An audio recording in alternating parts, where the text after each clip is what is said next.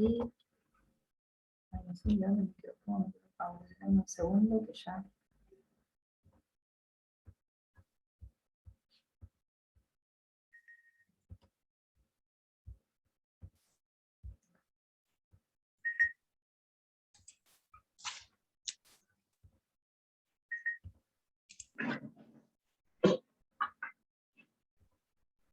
Ay, se me fue.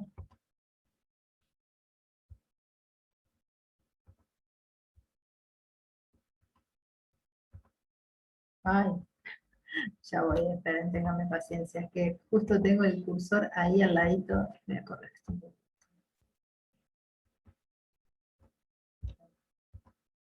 Bien. Bueno, entonces decíamos que es necesario poder diferenciar lo que tiene que ver con las funciones ejecutivas frías y cálidas, porque lo más importante es que se activan distintas áreas corticales, ¿sí?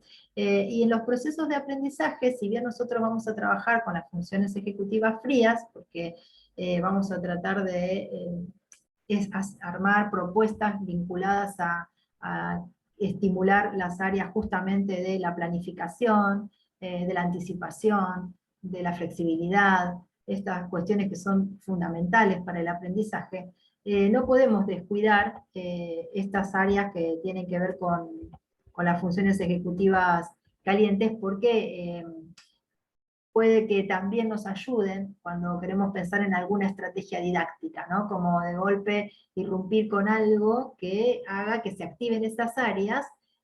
Yo lo puse en un ejemplo muy trágico, ¿no? Esto de ir por la ruta y que aparezca un camión es como un poco trágico, pero uno lo puede hacer con digamos, uno puede trabajar estas habilidades o estas funciones con estímulos placenteros, ¿no? Como por ejemplo de golpe estar en una presentación didáctica y que irrumpa en el aula algún evento que sea agradable, no sé, que aparezca alguna figura o algún estímulo que haga que se activen estas otras áreas cognitivas. Y eso va a fortalecer el aprendizaje que se esté desarrollando en ese momento.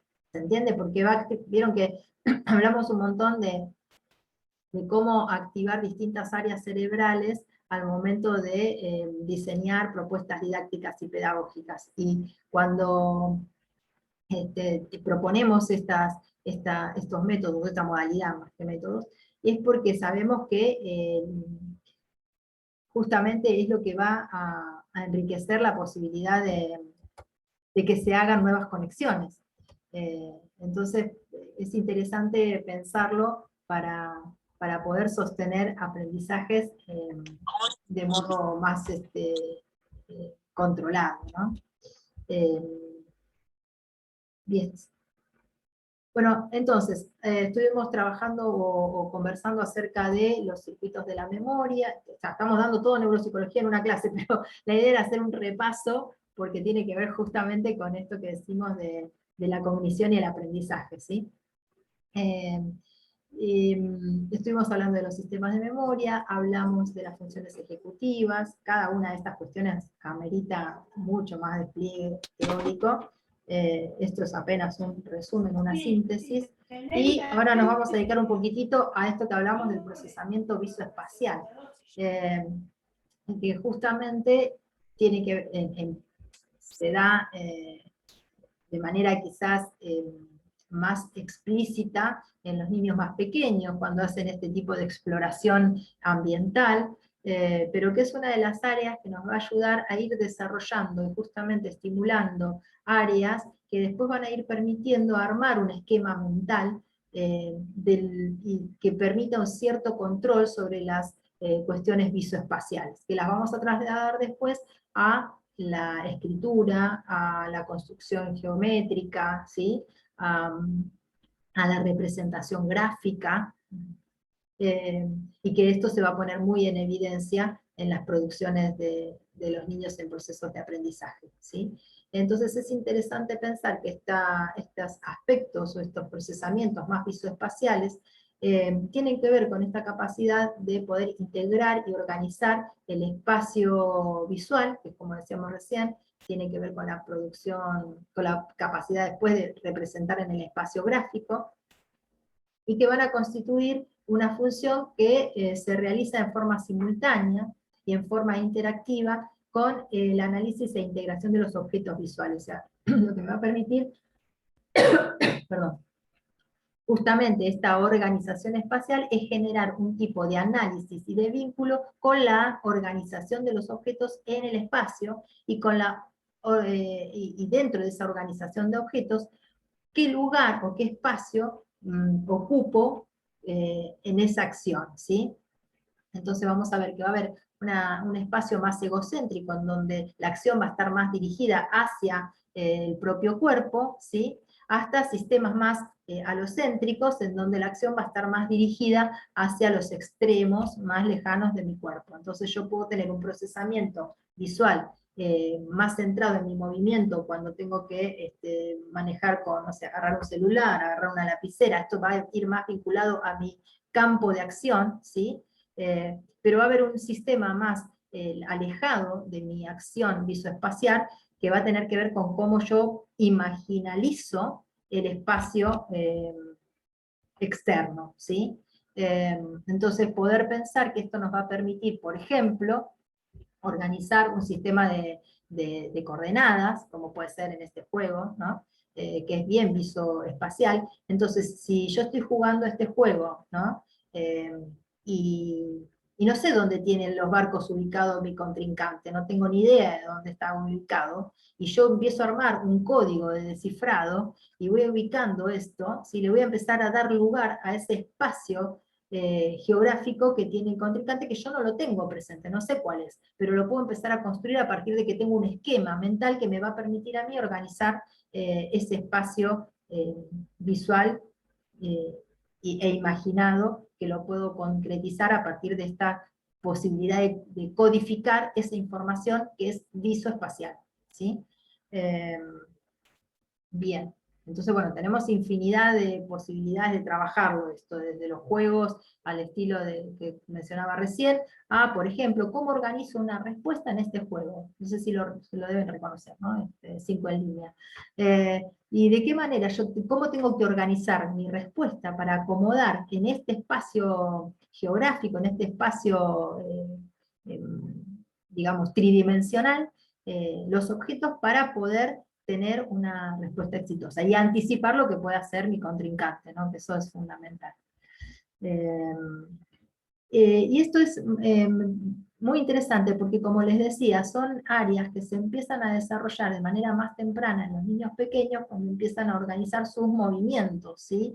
Que van a ir desde un movimiento motor grueso, como se describe habitualmente, que es el movimiento de los grandes músculos, que tiene que ver con las destrezas físicas, que van desde el caminar hasta el correr, o andar en bicicleta, trepar, subir un tobogán y demás, y que eso hace a la construcción del espacio, de las percepciones visuales, pero que luego se van a ir además afinando, para poder ir controlando lo que llamamos el control de músculos más finos, ¿sí? Como puede ser el de la aprehensión y el del equilibrio, ¿sí? En donde allí lo que hacemos es organizar un tipo de respuesta más ajustada al procesamiento motor de los pequeños músculos, de los músculos que uno, pequeños en términos de la funcionalidad que tienen, ¿no? Como la mayor precisión, por ejemplo, para mantener el equilibrio de una torre de cubos, por ejemplo. Y esto con niños pequeños se trabaja un montón, las jardineras lo deben tener en sus prácticas cotidianas, ¿no? Trabajar el apilado, el hacer equilibrio con los objetos, y el poder utilizar esa organización motora en este espacio que es tridimensional, ¿sí? Que es multidimensional incluso en algunos casos, ¿sí? A veces ocurre que uno juega, no sé, por ejemplo, a armar castillos con las cartas, ¿no? Que es un juego que está bueno, no sé si ahora, pero que uno lo puede evocar en la escena familiar. y vemos cómo requiere este juego simple de la escena familiar una organización motora tan específica y una organización espacial tan específica que necesito yo como esa de anticipación, de saber que para lograr el equilibrio tengo que armar una buena base sobre la cual ir sumando en el castillo, por ejemplo, de cartas, una mayor cantidad de objetos, ¿sí? Entonces, esto después se va a ir traduciendo, sobre todo en las habilidades grafomotoras, y habilidades que tienen que ver con las construcciones geométricas, ¿sí? Vieron que se le dedica mucho tiempo a la... espérenme un segundo. Es mi mamá que se va a descansar y que se quiere despedir. Bueno, entonces, me distrajo un segundo, esas son mis funciones ejecutivas.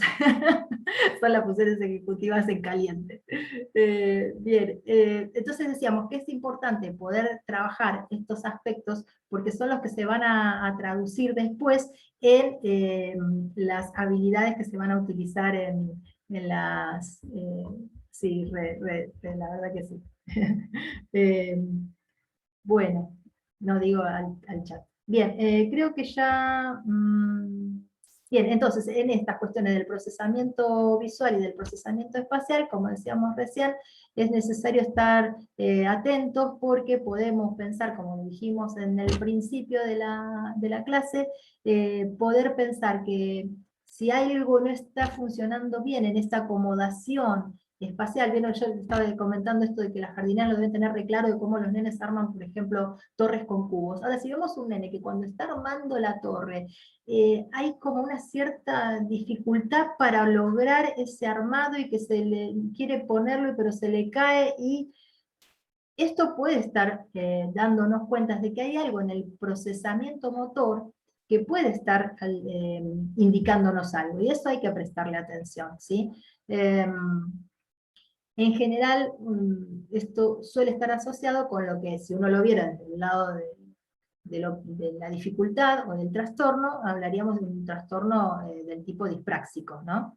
Y que a veces está asociado también a las dispraxias en el lenguaje, estos niños que les cuesta mucho articular el lenguaje, y que, bueno, pero esto ya tiene más que ver con los movimientos articulatorios del habla, y que pueden estar asociados a alguna falla en este tipo de procesamiento visomotor, ¿sí?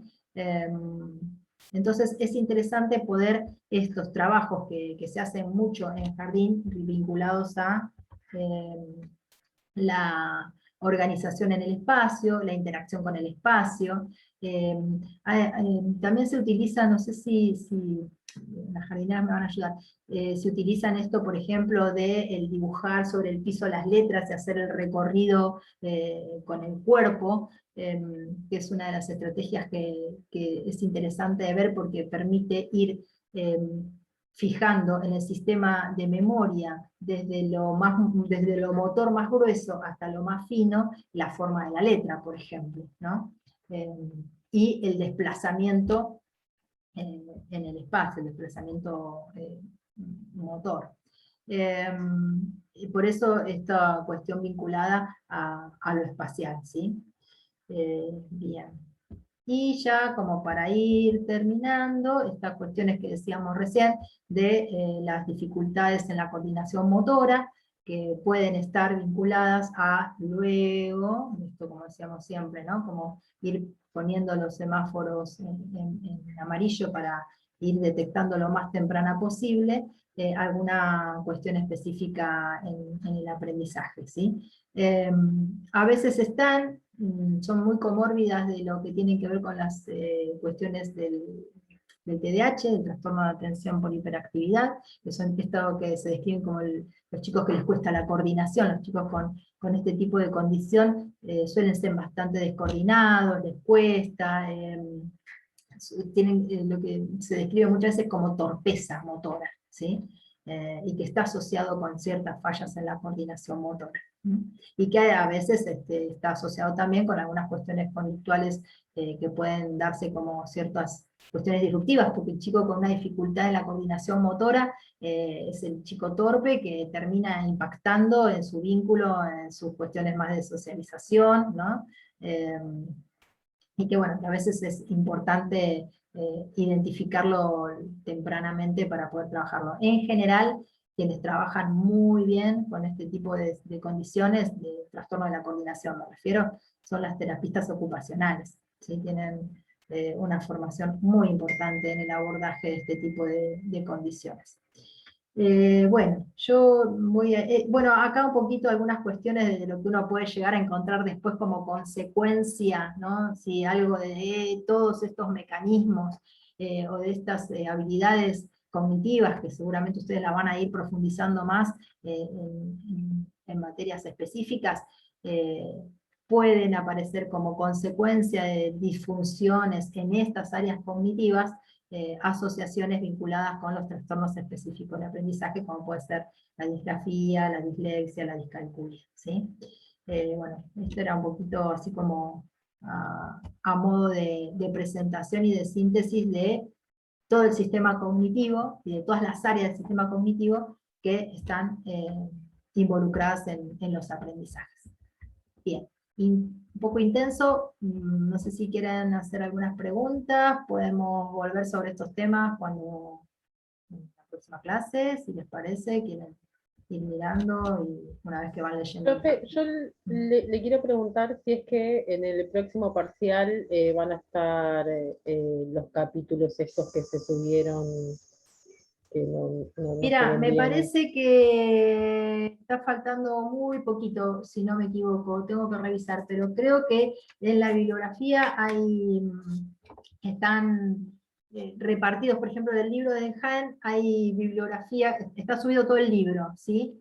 Y ustedes tienen que chequear en el programa cuáles son los capítulos que van a estar involucrados en esta unidad temática, ¿sí? Creo que me está faltando subir 1 o 2 capítulos más del libro porque son los que tengo que terminar de escanear. Eh, pero sí, obviamente, sí, va a estar todo subido. El fin de semana espero que ya esté toda la bibliografía subida. No falta mucho, ¿eh? De lo que, digamos, lo que esté subido es lo que vamos a usar. A lo mejor no vamos a llegar con todo el programa, porque estamos con poco tiempo ya. A lo mejor fuimos como un poco exageradas con algunas presentaciones o ambiciosas en el buen sentido, ¿no? de, de los temas propuestos. Quizás nos queden algunas cositas de la unidad 5 que no vamos a llegar. La unidad 3 y 4 sí, pero la unidad 5 no sé si llegaremos a hacer alguna presentación en la última clase. Bien. ¿Alguna otra pregunta?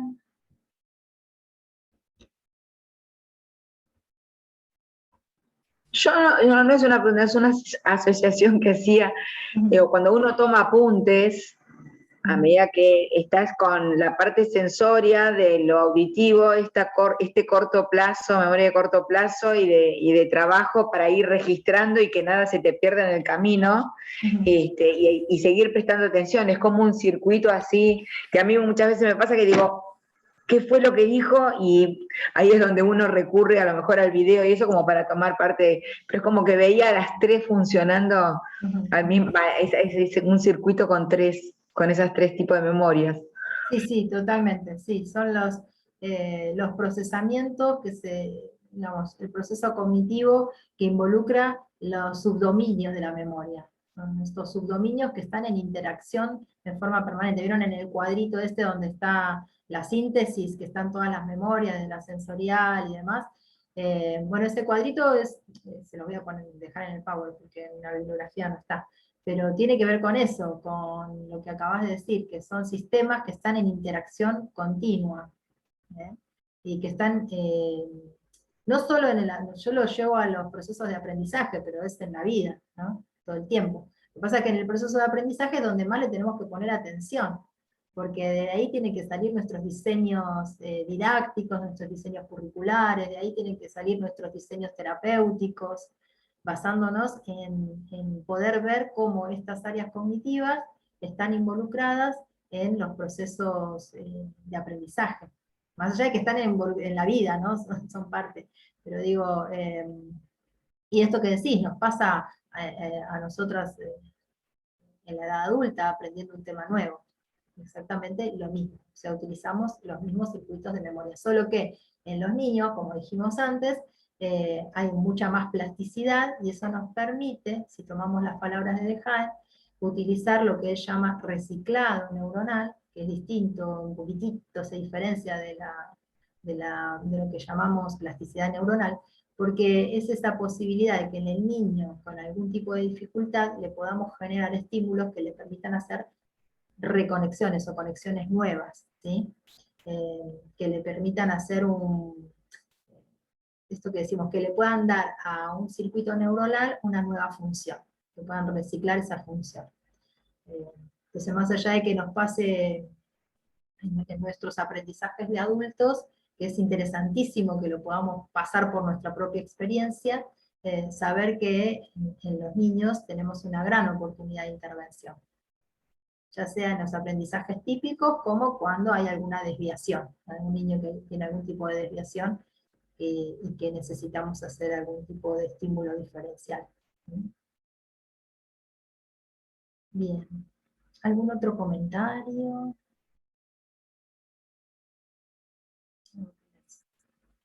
¿Que quieran agregar? Bueno, podemos volver, como les decía, sobre estos temas. Son más que apasionantes, los resumimos en una clase de 2 horas, pero cada uno de estos temas son enormes para desarrollarlos en mucha más cantidad de encuentros. La idea era hacer una presentación. Bueno, entonces nos vamos a ver el próximo jueves. Ya casi creo que sería el último teórico, y cualquier cosa ya saben, nos pueden consultar a través de la mensajería y demás, ¿sí?